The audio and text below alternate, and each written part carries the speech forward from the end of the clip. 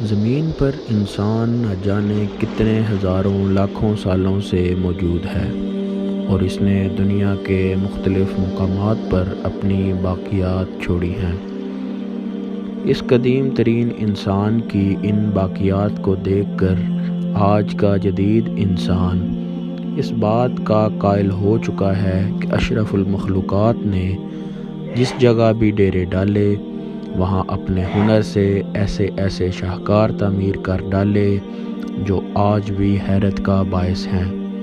ان قدیم باقیات میں کچھ ایسی عظیم الشان تعمیرات بھی شامل ہیں جنہیں ہم قدیم 7 عجوبوں کے نام سے جانتے ہیں۔ آج یہ قدیم ترین عجائبات کون سے ہیں، کس جگہ موجود ہیں، موجود بھی ہیں یا نہیں، انہیں کس نے، کیوں، کب اور کیسے تعمیر کیا، ان کے متعلق تمام معلومات ہم آپ کو اس ویڈیو میں بتائیں گے۔ سب سے پہلا سوال تو ضرور آپ کے ذہن میں یہ آیا ہوگا کہ ہزاروں سال پرانی تعمیرات میں سے کون سی 7 عمارات عجوبوں میں شامل ہیں اور اس کا تعین کیسے کیا گیا ہے۔ تو دوستو، ان قدیم 7 عجوبوں کی یہ فہرست آج سے 2000 سال سے بھی زیادہ عرصہ قبل یعنی قبل مسیح کے دور میں مشہور اور مستند یونانی مورخین نے مرتب کی تھی، اور آج کا جدید انسان بھی انہی کی مرتب کی ہوئی 7 عجوبوں کی اس فہرست کو ہی تسلیم کرتا ہے۔ آئیے ان 7 عجوبوں کا جائزہ لیتے ہیں۔ سب سے پہلے ہم بات کریں گے لائٹ ہاؤس آف الیگزینڈریا یعنی اسکندریہ کا روشنی کا مینار۔ مصر کے ساحلی شہر اسکندریہ کے قریب تاریخی جزیرے فاروس میں تعمیر کیا گیا اسکندریہ کا یہ مینار دنیا کا پہلا مینار اور پہلا لائٹ ہاؤس تصور کیا جاتا ہے۔ روشنی کا یہ مینار 280 قبل مسیح ایک یونانی ماہر تعمیرات نے بطلیموس دوئم کے عہد میں تعمیر کیا تھا۔ یہ مینار تجارتی بحری جہازوں کو راستوں کی رہنمائی کرنے میں مدد فراہم کرتا تھا۔ دن کے اوقات کار میں اس پر لگی چمکدار دھات سورج کی روشنی میں منعکس ہو کر میلوں دور سے اس کی سمت کا تعین کرتی تھی، جبکہ رات کے وقت اس پر آگ جلا کر روشنی کی جاتی تھی۔ کہا جاتا ہے کہ اس روشنی کے باعث مینار کو 35 سے 50 میل دور سے دیکھا جا سکتا تھا۔ اس کی بلندی کچھ روایات کے مطابق 380 فٹ جبکہ کچھ روایات کے مطابق 350 فٹ تھی۔ بنیادی طور پر اس کے 3 حصے تھے۔ سب سے نچلا حصہ چوکور تھا جس میں بڑے بڑے کمرے بنائے گئے تھے۔ مینار کا دوسرا حصہ 8 کونوں پر مشتمل تھا اور وہاں پر سیر و سیاحت پر آئے لوگوں کے لیے بالکونیاں بنائی گئی تھیں جہاں سے وہ سمندری نظاروں سے لطف اندوز ہوتے تھے، جبکہ سب سے اوپر والا حصہ سلنڈر کی شکل میں تھا۔ اس اوپری حصے میں بحری جہازوں کی رہنمائی کے لیے آگ جلائی جاتی تھی۔ اس مینار کے اوپر ایک 16 فٹ اونچا مجسمہ بھی نصب تھا جس کے بارے میں گمان کیا جاتا ہے کہ سکندر اعظم کا یا پھر کسی یونانی شہنشاہ کا ہو سکتا ہے۔ روشنی کے اس مینار کو 10ویں صدی عیسوی میں آنے والے ایک زلزلے سے کافی نقصان پہنچا۔ پھر 14ویں صدی عیسوی میں آنے والے چند شدید زلزلوں سے یہ مینار مکمل طور پر تباہ ہو گیا۔ دوستو، یہ قلعہ آج بھی مصر کے شہر اسکندریہ میں اسی جگہ موجود ہے۔ اس میں مینار کی باقیات کو دیکھا جا سکتا ہے۔ پھر 15ویں صدی عیسوی میں اسی جگہ پر سلطان سیف الدین نے ایک قلعہ تعمیر کروایا۔ اس قلعے میں مینار کی باقیات کا استعمال بھی کیا گیا۔ یہ قلعہ آج بھی مصر کے شہر اسکندریہ میں اسی جگہ موجود ہے اور اس میں مینار کی باقیات کو دیکھا جا سکتا ہے۔ کولوسس آف روڈز کا یہ دیو ہیکل بت دراصل سورج دیوتا ہیلیس یا اپالو کا مجسمہ تھا۔ یہ مجسمہ 292 تا 280 قبل مسیح یونان کی روڈز بندرگاہ پر تعمیر کیا گیا۔ اسے ایک یونانی ماہر نے 12 سالوں میں تعمیر کیا، جبکہ یہ مجسمہ پتھر سے بنایا گیا تھا، جبکہ اس کی بیرونی سطح پیتل اور لوہے پر مشتمل تھی۔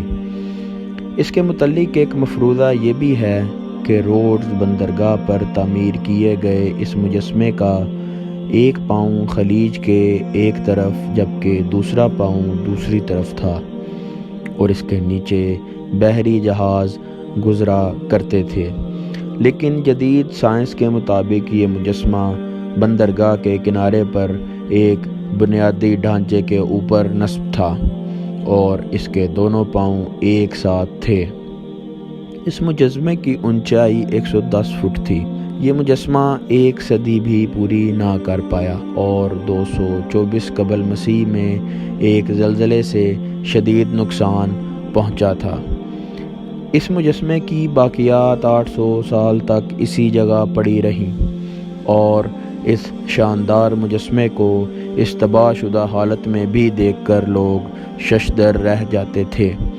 پھر 7ویں صدی عیسوی میں بنو امیہ کے دور میں جب اسلامی سلطنت بحیرہ روم تک وسیع ہو گئی تھی، اس مجسمے میں استعمال کیے گئے لوہے، پیتل اور باقیات کو 900 اونٹوں پر لاد کر شام پہنچا دیا گیا تھا۔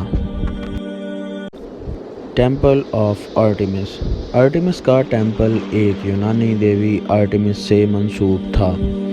آرٹیمس جسے شکار کی دیوی یا ڈیانا بھی کہا جاتا ہے، یونانی دیومالا میں انتہائی محترم دیوی سمجھی جاتی تھی اور دیوتا زیوس کی بیٹی تھی۔ یہ دیوی اپنی تیر اندازی کی وجہ سے مشہور تھی۔ آرٹیمس کا ٹیمپل 550 قبل مسیح میں ایفیسس کے مقام پر تعمیر کیا گیا تھا۔ یہ ایک قدیم یونانی شہر تھا جس کے آثار آج موجودہ ترکی میں ملتے ہیں۔ اس کو شہنشاہ گروسس نے تعمیر کروایا تھا۔ یہ تقریباً 425 فٹ لمبا، 225 فٹ چوڑا اور 60 فٹ بلند تھا۔ یہ ٹیمپل دراصل 127 ستونوں کی ایک عظیم الشان عمارت تھی اور اس کی خوبصورتی کا ذکر مشہور یونانی مورخ ہیروڈوٹس نے بھی کیا ہے۔ اس ٹیمپل کے متعلق سب سے دلچسپ بات یہ ہے کہ اسے کئی بار تباہ کیا گیا اور دوبارہ تعمیر کیا گیا۔ سب سے پہلے اس کو ہیروسٹریٹس نامی ایک شخص نے 356 قبل مسیح میں آگ لگا دی تھی۔ اس شخص کو جب گرفتار کر کے اس کی وجہ پوچھی گئی تو اس نے بتایا کہ اس نے اس لیے آگ لگائی کہ تاریخ میں اس کا نام زندہ نہ رہ سکے۔ روایت کے مطابق جس رات اس عمارت کو آگ لگائی گئی تھی اسی رات سکندر اعظم پیدا ہوا تھا اور بعد میں سکندر اعظم نے ہی اس کی دوبارہ تعمیر کا حکم دیا تھا، لیکن اس کی زندگی میں اسے تعمیر نہ کیا جا سکا، بلکہ وفات کے بعد اسے دوبارہ تعمیر کیا گیا تھا۔ پھر 3 صدی عیسوی میں جرمن حملہ آوروں نے اس کو کافی نقصان پہنچایا، چنانچہ اسے ایک بار پھر تعمیر کیا گیا۔ آخری بار اس ٹیمپل کو عیسائی پادریوں نے 5ویں صدی عیسوی کے شروع میں مکمل تباہ کر دیا اور پھر دوبارہ اسے تعمیر نہیں کیا گیا۔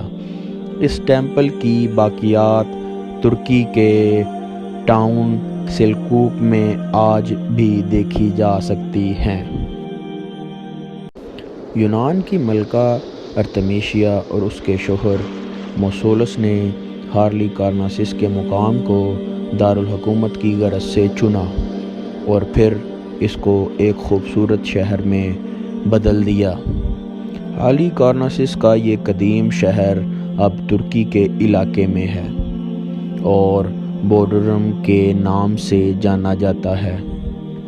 4 صدی قبل مسیح کے وسط میں جب موسولس کی وفات ہوئی تو ملکہ نے اپنے شوہر کی یاد میں ہارلی کارناسس میں یہ عظیم الشان مقبرہ تعمیر کروایا تھا۔ یہ شاہکار عجوبہ موسولس یا ہارلی کارناسس کے مقبرے کے نام سے جانا جاتا ہے۔ سفید سنگ مرمر سے تعمیر کیا گیا یہ مقبرہ آج سے ہزاروں سال پہلے ایک عظیم الشان عمارت ہوا کرتی تھی۔ اس مقبرے کی بنیاد یا چبوترا 124 فٹ لمبا جبکہ 104 فٹ چوڑا تھا، جبکہ اس کی اونچائی تقریباً 134 فٹ تھی۔ اس کا سب سے نچلا حصہ سیڑھیوں کی شکل میں تھا اور 60 فٹ کی اونچائی تک جاتا تھا۔ اس کے اوپر 36 ستون تھے اور ان ستونوں کے اوپر ایک اہرامی شکل کی چھت تھی جس پر گھوڑے کے مجسمے نصب تھے۔ یہ شاہکار عجوبہ 13ویں صدی عیسوی میں آنے والے زلزلوں کی وجہ سے تباہ ہو گیا اور اب اس جگہ اس کے نشانات ہی باقی ہیں، جبکہ اس کی کچھ باقیات قلعہ بودرم کی دیواروں میں استعمال کی گئیں۔ تقریباً 17 صدیوں تک موجود رہنے والے اس مقبرے کے کچھ حصے لندن کے میوزیم میں آج بھی موجود ہیں۔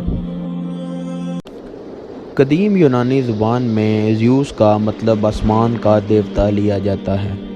زیوس دیوتا یونانی دیومالا میں سب سے بڑا دیوتا مانا جاتا تھا۔ زیوس کا یہ مجسمہ لگ بھگ 430 قبل مسیح میں مشہور آرکیٹیکٹ فیڈیاس نے یونان میں اولمپیا کے مقام پر تعمیر کیا تھا۔ اولمپیا دراصل وہی مقام ہے جہاں تقریباً 3000 سال پہلے قدیم اولمپک گیمز ہوا کرتی تھیں۔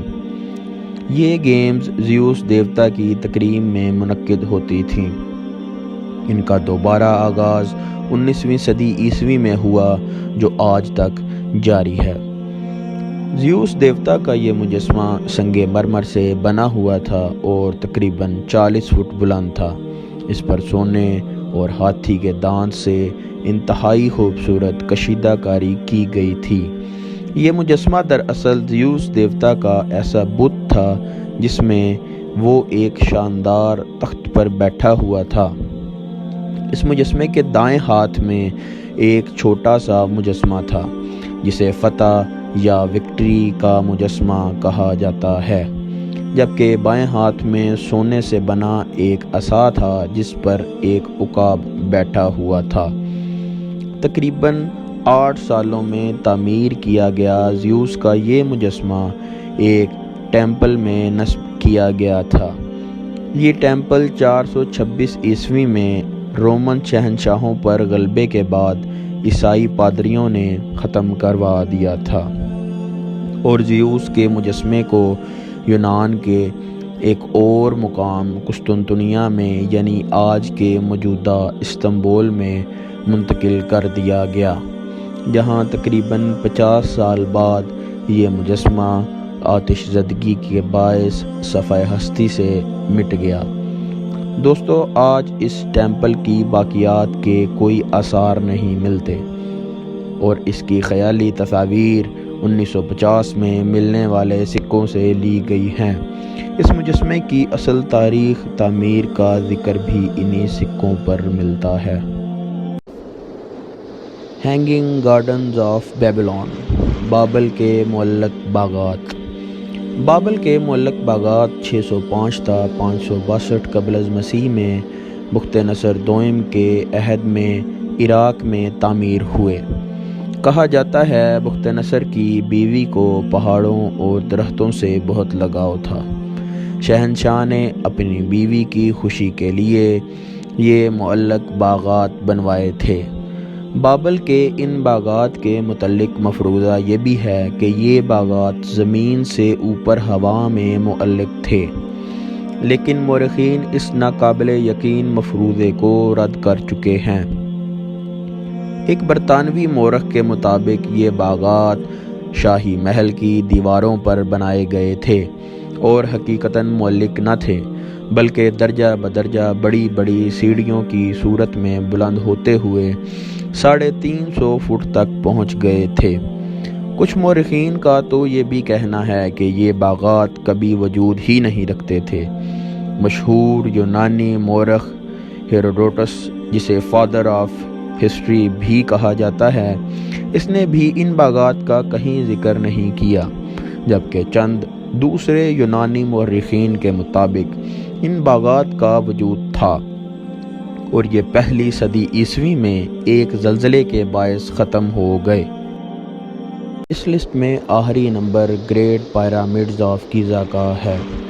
مصر میں گیزا کے مقام پر موجود اہرامی یا پیرامڈ شکل کے 3 اہرام کا شمار انسان کی قدیم ترین تعمیرات میں ہوتا ہے۔ یہ اہرام فرعونوں کے مقبروں کے طور پر جانے جاتے ہیں۔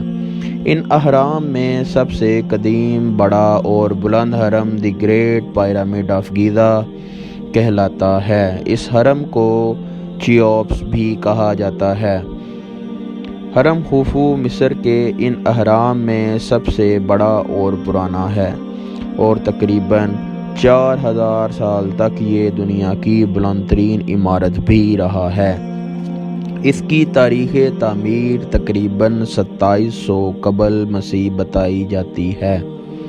اس کی بلندی ایک وقت 482 فٹ تھی، جو موسمیاتی تغیر کی بدولت اوپری حصہ مٹ جانے کی وجہ سے اب اندازاً 450 فٹ رہ گئی ہے۔ اس کی لمبائی چاروں اطراف سے 755 فٹ ہے اور اس کا کل رقبہ 13 ایکڑ پر محیط ہے۔ اس کی تعمیر میں تقریباً 23 لاکھ پتھر کے بلاک استعمال کیے گئے ہیں، جن میں پتھر کا وزن تقریباً 2.5 سے 3 ٹن ہے اور کچھ پتھر تو اس سے بھی زیادہ وزنی ہیں۔ ایک تحقیق کے مطابق اس پیرامڈ میں لگائے گئے ان بلاکس کا کل وزن 57 لاکھ ٹن تک ہو سکتا ہے۔ دلچسپ بات یہ ہے کہ یہ پتھر اس نفاست اور کاریگری سے لگائے گئے تھے کہ 2 پتھروں کے درمیانی دز میں ایک عام پلاسٹک کا کارڈ داخل کرنا تک مشکل ہے۔ ہرم خوفو کے اندر اب تک 3 چیمبر یا کمرے دریافت کیے جا چکے ہیں۔ فرعون خوفو کے اس ہرم کی بنیاد چوکور ہے، مگر اس کے پہلو تکونے ہیں۔ یہ تکونے اوپر جا کر ایک نقطے پر مل جاتی ہیں۔ دوستو، ہرم خوفو دنیا کے قدیم 7 عجوبوں میں سب سے پرانا عجوبہ ہے۔ یہ عجوبہ ان قدیم 7 عجوبوں میں واحد عجوبہ ہے جو ہزاروں سال گزرنے کے بعد بھی اب تک اپنا وجود برقرار رکھے ہوئے ہے۔